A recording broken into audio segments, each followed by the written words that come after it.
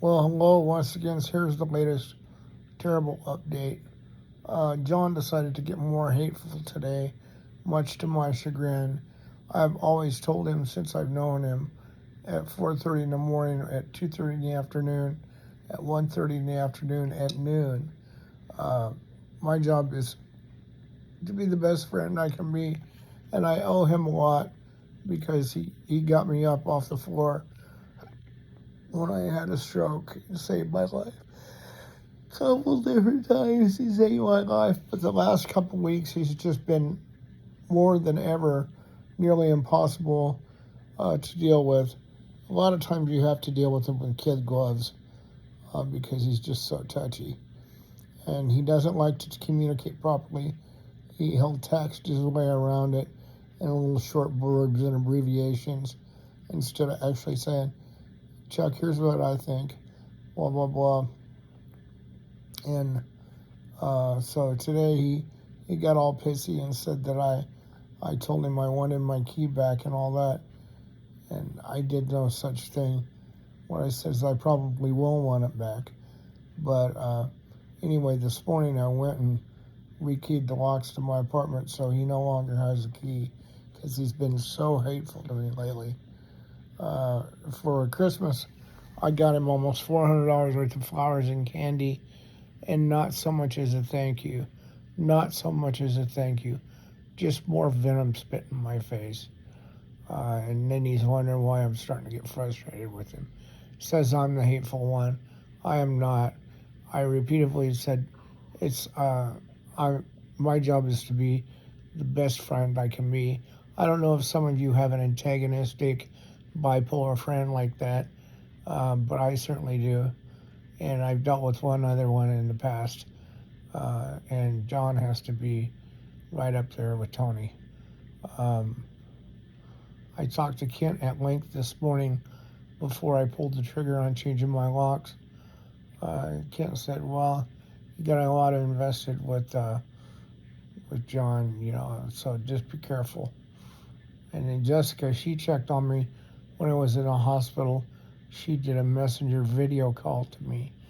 I'm back in the hospital now. The doctor finally talked me back into it. Says my liver enzymes are elevated, and they're concerned about that, which is another excuse for them just to hold me. And the doctor said, I complained about abdominal pain. I did no such thing. What I said is my right gonad is so swollen, it really, really hurts. And so they wanted to do a study on my abdominal region, and they were asking about my gallbladder, and I said, I don't want any more surgeries. Had enough surgeries, had triple coverage, managed to let them destroy my shoulders. It looks at my heart. Now John, it seems like whenever I'm sick, he's the most hateful of all. So John, I don't know if you're coming back around to watch this, or I went through and I unblocked every single person on Facebook, so there's nobody blocked anymore. Not John, not Brad, not anybody's blocked on Facebook. I went through and I unblocked every single person on Facebook. My phone is still unlocked. John can call me anytime he wants. He also knows right where I live, and he can come and sit down. I've been nothing but kind to this guy. Nothing but kind. When he needed a friend to go check on his cheating boyfriend, Brad, he called me to do it. And he's just outright Snoopy too, by the way. He has had me check on Richard Horton a number of times because he's just insanely jealous and incredibly nosy about all sorts of things and always stirring the fodder. But I told him, John, you are forgiven already. You are welcome to give me a call and sit down and have a cup of coffee. But he's just being a pill again tonight. And he's not happy unless I'm sick when he's doing it. He chooses when I'm sick. And I think what set him off this time was I told him, I said, the doctor said that they have 2 more sets of tests they got to run but I said it's going to take 4 days for the test to run. Those liver tests are still running, they're not done yet. And I suspect the doctor now is going to want to keep me till those liver tests, because I was in the hospital Friday night, I think it was, and John was pissed that I didn't stay in the hospital, which is a waste of time and money because I never got admitted. So it was a total of $90. I don't have any of these goofballs sticking their head in the room charging me $700 to do it, because that could get very expensive very fast. And while I do have a pretty nice disability income, or I insured my income through Hartford and Social Security. But anyway, I think that's what I set John off this time. He's not communicating as usual. So I'm so disappointed. I put so much energy into being kind to this guy. I really did. And he did save my life, and he has helped me, but here lately, he'll make a suggestion like putting a TV mount up and telling me what to order, and I'll order it. Then he's conveniently working and can't help me on whatever idea it is. Or if it's something like a battery. Because I had a stroke over a year ago, 12/7 of 22. I have what's called left side disability. My left hand very moves. Left side neglect, they call it, because my brain bled right up here in the front, right here. And so the right side of your brain runs the left side of your body. And I just, I'm so grateful that John saved me. And I don't want to be a jerk. I wasn't raised that way. My mom's always taught me, see the good in everybody. But let me tell you, I'll say it again because I know it's true. It's hard to not form opinions about certain cultures when they behave in certain ways. All that being said, you're no dummy.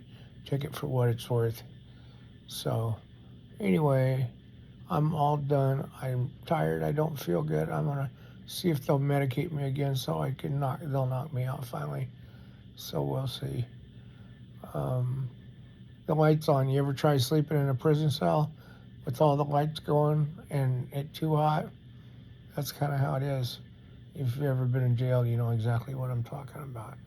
It's a horrible place to be, mostly because they try to make it as miserably uncomfortable as they can. Hospitals are a lot the same way, because it's nearly impossible to get uncomfortable. And the minute you get to sleep, somebody's in to poke you again. And needless to say, as I just said, we're waiting for the blood test. John said, you should have stayed in the hospital. You should have stayed in the hospital. I says, no, John. The doctor came in and told me it was pointless to stay in the hospital because the tests have to run 4 days, their liver enzyme test. It takes 4 days for them to complete their blood cultures. So anyway, John didn't get his way on that one, so now he's being hateful. And if he doesn't get his way on every little thing, he gets just progressively more hateful. And I was not raised that way at all. I was raised being kind and seeing the folks from the other side of the street. When I was a kid, my mom was on the diaconate of the church, and my dad was on the board. In the summertime, we had kids from Omaha, the poor districts, come and live with us at our ranch in Nebraska. So our kids and our family were all exposed to multiple culture early on. And I know all about racism and prejudice because I started shaving my arms and my face, and I've always been very heuristic and lifting weights from a very young age. And boy, I got a lot of shit about that. I started lifting when I was 14. They used to call me Charlotte. They used to say I'd be muscle bound and slow. And I went on to become a world-class bodybuilder. Loved it. It felt good. I had a great supply. Had a great time. Loved how it felt. Loved how it looked. Made people more confident in me, because if you're good looking and you present yourself well, they're going to give you more money. When I left my last job, I was making $200,000 a year. I'm also a gifted child. I graduated high school in a year and a half, 3.5 years, a semester early. I graduated. Same thing with college. I graduated a semester early. Uh, College was a year and a half. I really fast tracked college, and it was tough. But I worked in radio. I worked for the irrigation district. I worked as a welder.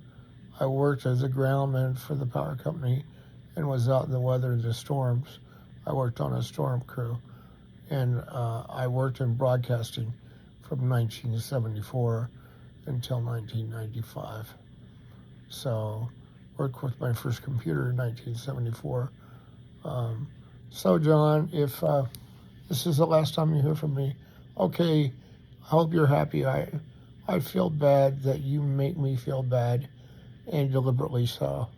I wish you'd stop, think, and maybe go see a professional about this and get a second opinion. Um, you just got to treat people better, bud. Um, when you call me 24 hours a day saying Brad's doing this or Richard's doing this, I'm right there. Hey, bud, what's up?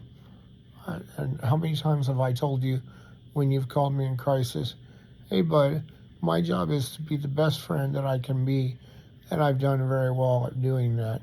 And now I can't even get you to come bring the dog over to say hi. And I missed Gypsy, and that was just such a disappointment that you wouldn't bring Gypsy over, even when the weather was in the 70s. So, all right, you happy? You happy that I'm miserable? So my phone is, and I'm not trying to guilt you, my phone is unlocked. I'm not trying to behave like you. I'm trying to be a step above that Christian ethic that both my mom and dad taught me. Sorry that you can't step up to it, but it actually feels good to be nice to people, and it felt good to be nice to you as well as other people. And I probably got a little carried away at Christmas time with the gifts, but it was money I felt was well spent at the time. So, because I just wanted to show you how much I really did care. And there for a while, I was hoping to develop a relationship, and you told me that you would be honored. And then you're like, well, I don't want to be in a relationship right now. And then you went back to the guy you found in bed with your neighbors with the boatload of illegal drugs next to him. So, all right, my friend, if that's your calling, that's your calling. Okay, see you later. Everybody else out there, if I live, I live. This is a heart disease. It's going to kill me. There's no if buts about it. It's on the way. It's not there yet. But as long as they keep filling me full of Lasix, which literally is horrible on your kidneys, it'll probably end up, if they keep putting me on Lasix like they do, probably end up having to go to dialysis or something horrible like that, which is going to be horrible on everybody. And of course, after you have a stroke and if you're not feeling good, you need the help of nice people. And one of the hardest things to do as you get older is you have to learn how to ask and say, hey, can you help me get in this jacket? I can't do it myself. Last night I had to get the firemen to help me walk to the ambulance. They wanted me to walk, but they had to basically hold me up the whole time because it was so wobbly. I had pretty bad, I don't know, hyperthermia or whatever it's called. Not very bad pitting, what the cardiologist calls pitting. But I wasn't walking very good, and they had to walk me, and they got me in here, and then they put me on Lasix, and my balls are getting smaller now, and so the water is coming off, and I haven't put a what they call is a condom catheter on, and a lot of people know them as Foley catheters, where they stick a tube up your dick. or up your vagina or whatever the case. But these condom catheters, they just go on the outside and they have vacuum, and there's no mess and there's no fuss. The last couple times I've been in the hospital, I've requested it. And Presby uses it. Carrollton's a lot sloppier and uses older technology. They use the full-blown Foley catheter. And I went to Dr. Danawala, my urologist, and he tests everybody when they come through the door. But he says, man, you have a UTI infection. So maybe that's what we're seeing here and we don't know it. And she's just holding me up. So I need to talk to the doctor again, I think. So anyway, I don't have anything more to say about this. If you like being hateful, you've accomplished your task. This is my personal message to John Paul Catholic. Okay, if you like being hateful, you've accomplished your task. Know this, you are forgiven. You are not blocked on my phone. You are not blocked at my front door. I will be civil if you encounter me. That's just how I am. I'm a step above all that other. So, alrighty, I'm out of here. Bye-bye.